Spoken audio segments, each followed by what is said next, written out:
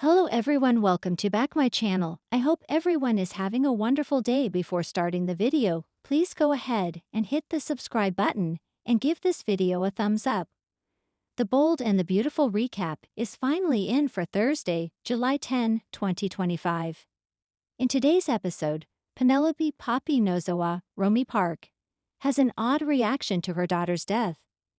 Meanwhile, Sheila Carter Sharp, Kimberlyn Brown, learns that she lost another toe. In the operating room, Luna Nozawa, Lisa Yamada, continues coding. Lee Finnegan, Naomi Matsuda, yells out Nozawa power as she uses the paddles to restart Luna's heart. It works. The patient is stable but has a long road to recovery.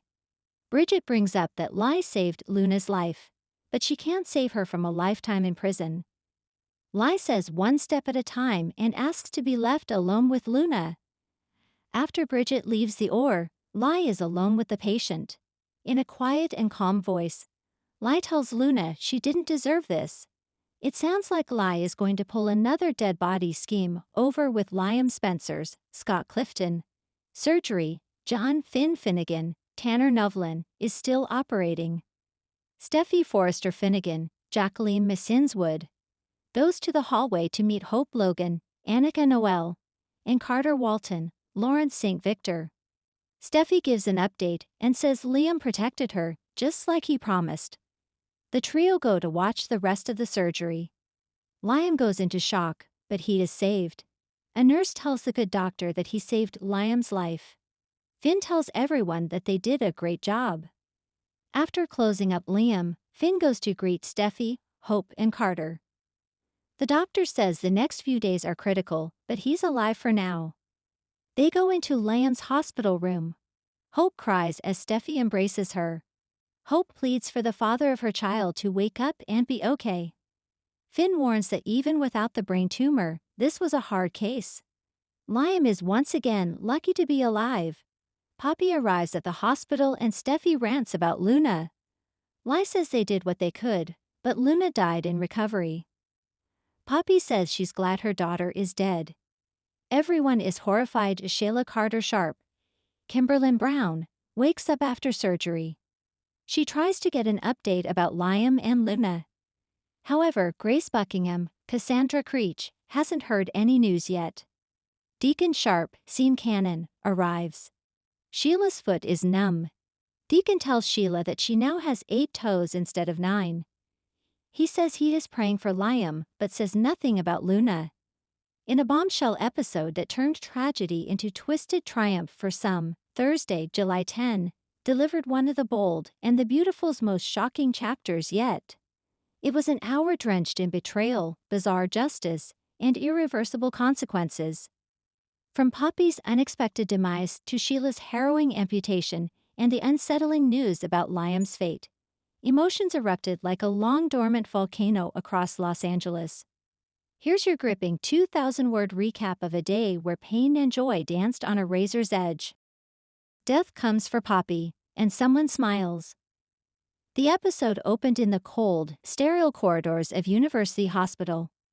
Dr. John Finnegan stood outside a trauma room, blood spattered on his scrubs, his jaw clenched tight.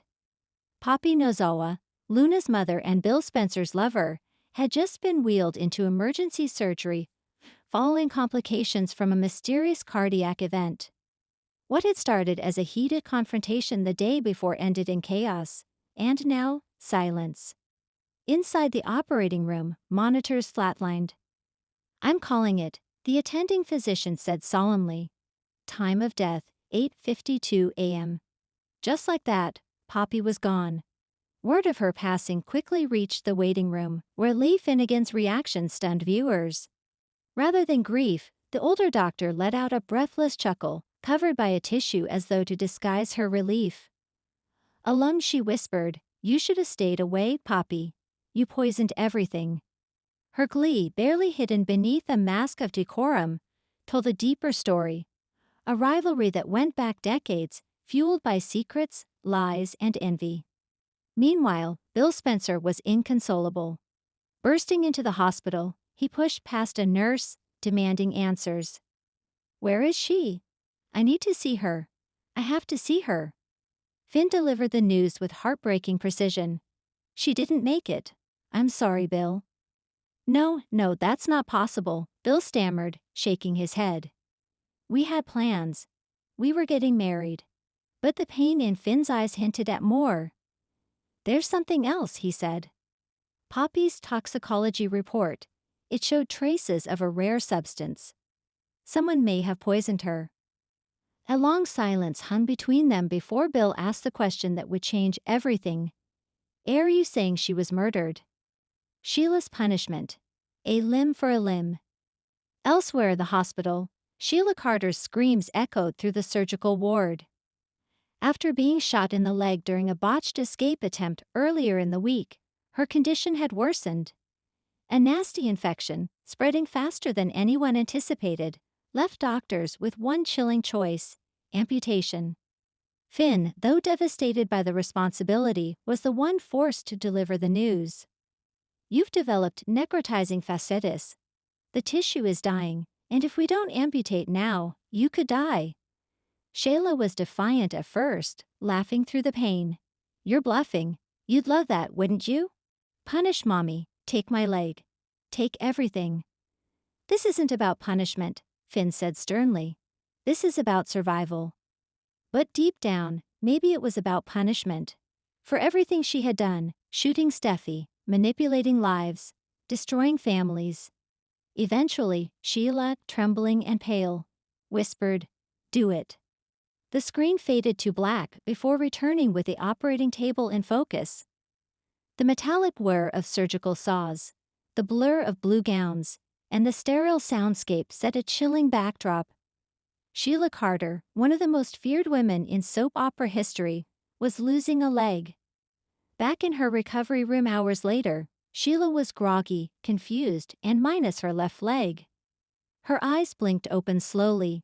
"My leg," she croaked. Gone. Deacon Sharp, who had rushed to be by her side, was the first to break the silence. "It's over, Sheila. There's no going back now." Her scream was guttural, long, unforgiving. Lion's fate, lost in the dark. But the most haunting moment of the episode came from the ICU, where Liam Spencer lay unconscious, his fate uncertain after being shot in the abdomen during a confrontation gone awry at Forrester Creations.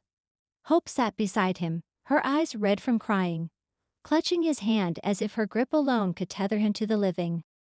"Please, Liam," she whispered, her voice cracking. "Come back, we need you." Flashbacks accompanied her words, of happier times. Beach days with Beth, first kisses, and long-forgotten moments of joy that now felt like distant dreams. She looked to Finn for a miracle, but the doctor's face told her what she didn't want to hear. "There's swelling in the brain," Finn explained. "We don't know if Liam will wake up, and if he does, there may be long-term memory loss." Hope's entire world shattered in that moment. But things were about to get worse. Detective Baker arrived at the hospital with grim news. "We reviewed the footage from Forrester. It looks like Liam was holding something, a syringe." Hope blinked. "What? That can't be right. He may have been drugged, or drugging someone. We need to investigate every possibility, including whether Liam's own actions played a role in this." Finn's eyes flicked toward Hope, his medical brain spinning with theories. Could Liam have been manipulated? Drugged by someone? Or was there more darkness in him than anyone suspected? A torn family, Finn and Luna divide. With Poppy gone, Luna was inconsolable. Her grief came in waves, collapsing her into chairs, floors, and finally into Finn's arms. But her uncle had questions, too many of them. "Did your mother say anything before she collapsed?" Finn asked her softly. Luna, wiping tears, hesitated. She said she was sorry, that she wished things were different. "Did she mention who might have wanted to hurt her?" "No, she looked so scared." But the divide between them grew as Lai entered the room and coldly said, "It's better this way." Luna's head shot up, fire in her eyes. "What did you just say?" is she brought chaos into all our lives. Your mother was toxic. Finn stepped in. Lee enough. Luna trembled with rage. You hated her. You wanted her gone. Are you happy now?